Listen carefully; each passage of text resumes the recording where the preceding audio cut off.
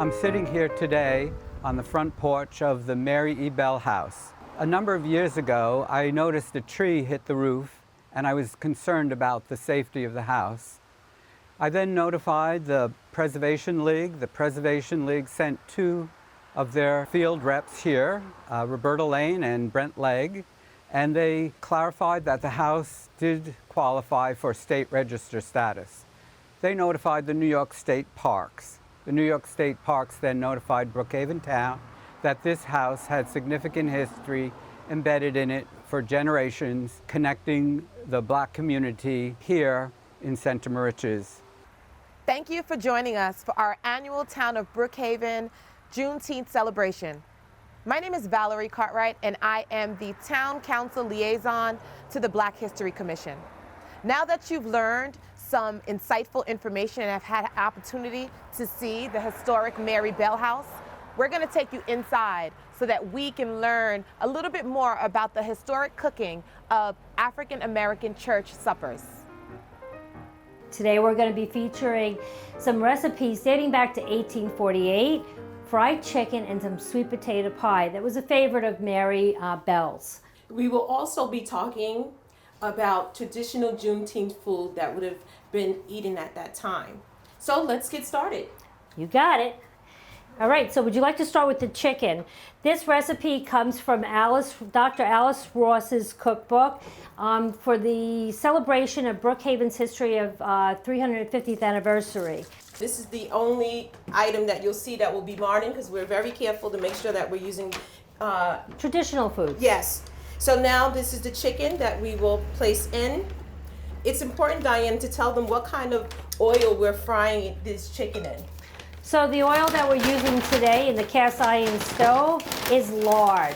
Lard is a pig fat that has been rendered where all the meat material has been taken out of it. Do you hear the sizzling? That's the oil or the lard dancing. The chicken is put in the lard and it will stay there for about 20 minutes. We'll rotate it so it gets a golden brown. And the reason why we're actually doing fried chicken today is because the Mary E. Bell house and the woman was very important to the local church here as one of the founders, and her generations of her ancestors were still involved. The church is still here today, and it's very important to keep that legacy going. We're taking the chicken off now, and we're putting it on newspaper. Newspaper was not wasted. It was used to absorb the lard drippings. For those of you who have never made a crust from scratch, this is 2 cups of flour with some Crisco and/or butter and a little bit of water. What you do is then you take some flour so it doesn't stick, you cool your dough, and you can roll it out into a wonderful circle. And I did learn that there was a sweet potato farm in Center Reach in Selden. So these were boiled beforehand, and we're just going to open up and scoop it out. Tell them what we also have. We have some milk in here. There's spices and seasonings that There's are in evaporated milk, there's mace, nutmeg, and cinnamon. Also, we're going to be adding 1 stick of butter to that mixture. And then Georgette is going to use a masher, and she's going to mash it all together. It gets poured into the crust and then put into the stove. So now I'm just making sure that we have some little, a little bit of orange juice in there. That's always the little extra touch that you need. And we're going to have a little zest as well.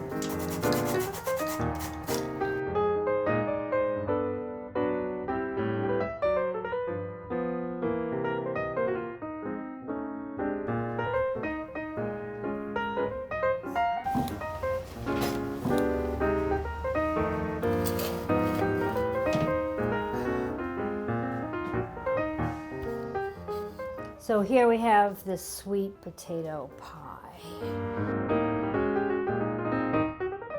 So did you also know at the church socials they had spice cake? So I'm just going to add some confection sugar on this spice cake.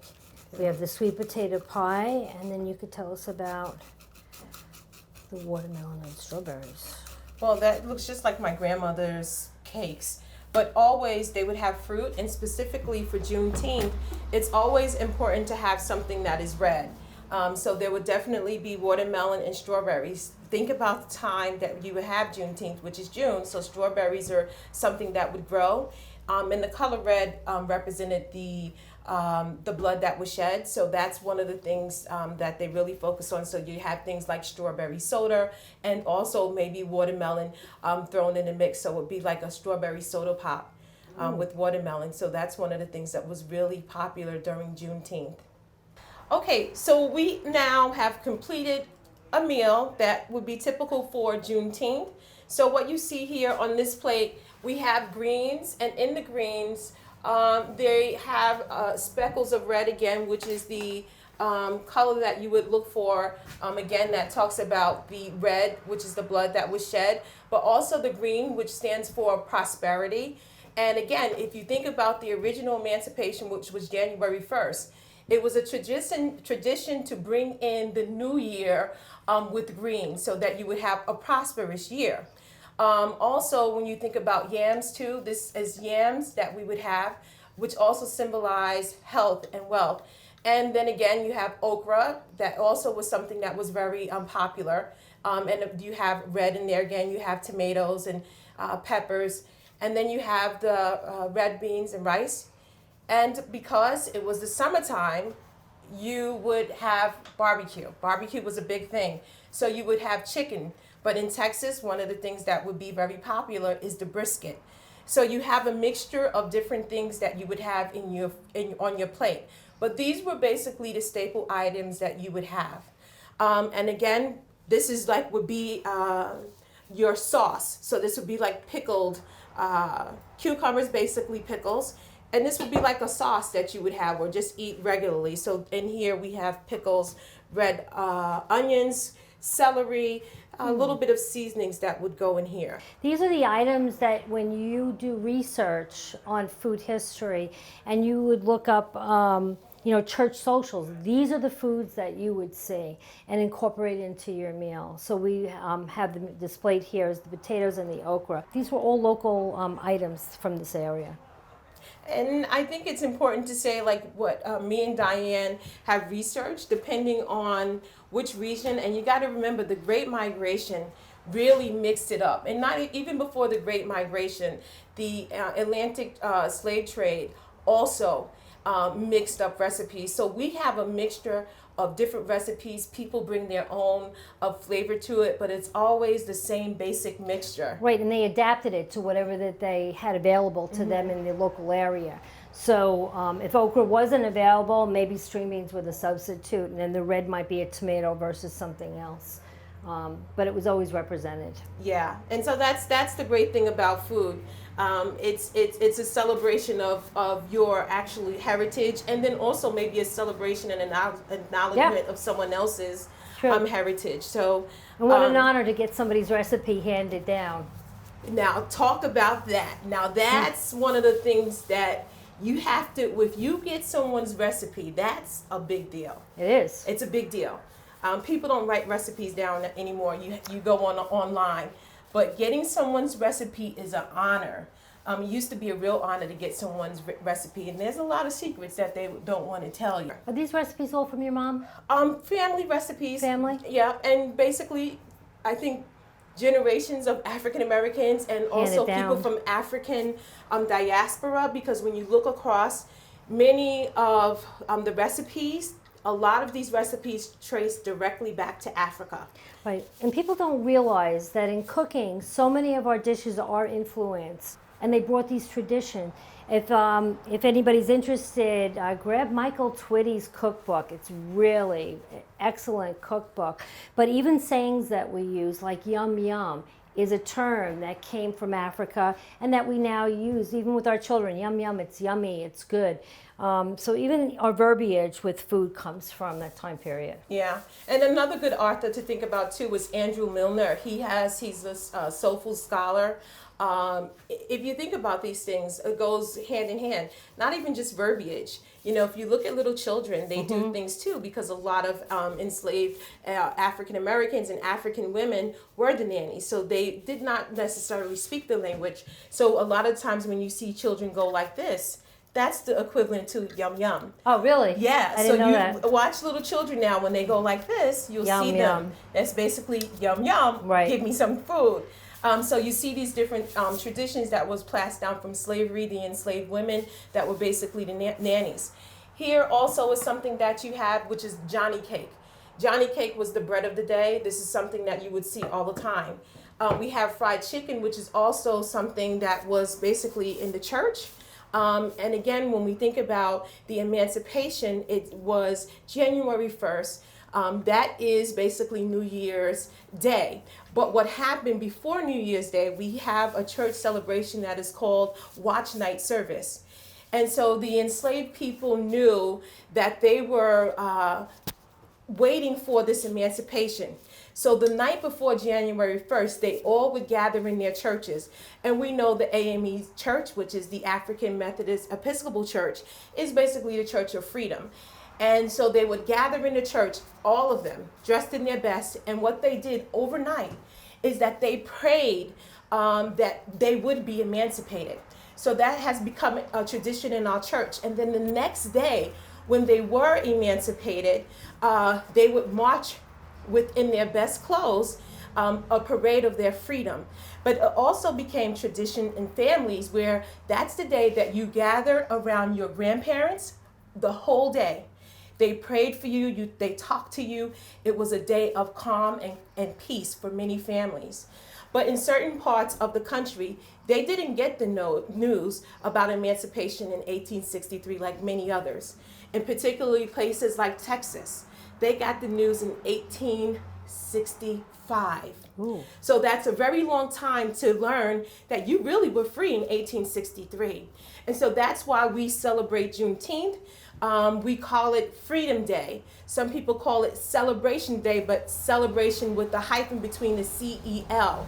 So we celebrate Juneteenth here in the town of Brookhaven. It has been officially adopted by our town council and our supervisor, and it has been officially adopted by the state of New York. Because when you think about the migration, many of our family members come from Texas, and many people have moved around. And the saying goes, we're not free till we're all free. So African Americans have celebrated this holiday and considered this to be our Independence Day.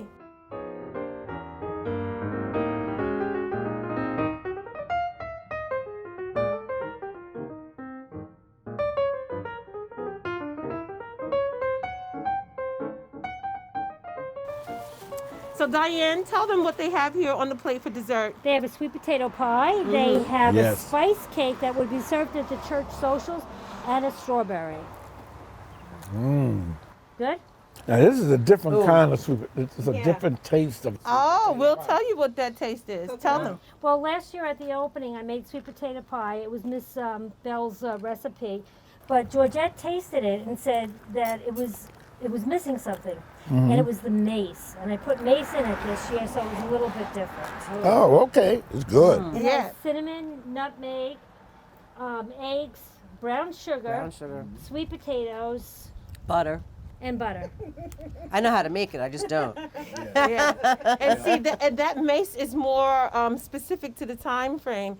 Most people don't know what that is. If you have, it's a seasoning, It's a but spice, yeah. you don't really find it a lot.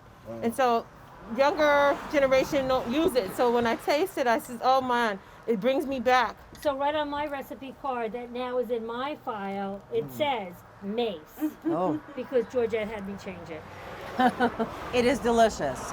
It is you. absolutely delicious. The other thing with the sweet potato pie, if you were down south, you would not put whipped cream on, I learned. That's And right. if you're in the north, you would put whipped Right, cream on it. right. So that No, was the difference between I don't the put whipped two. cream on it.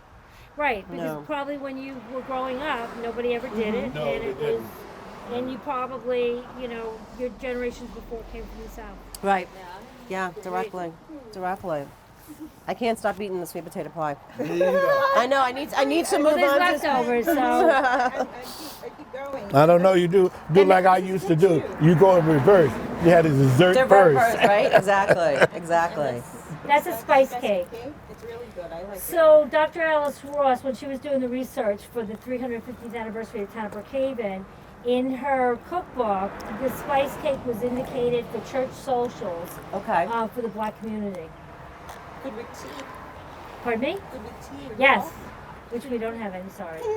But we do have lemonade for you. We do have lemonade. You want some lemonade? I'll get you some lemonade. Oh, it's You want some wonderful. lemonade? Yes.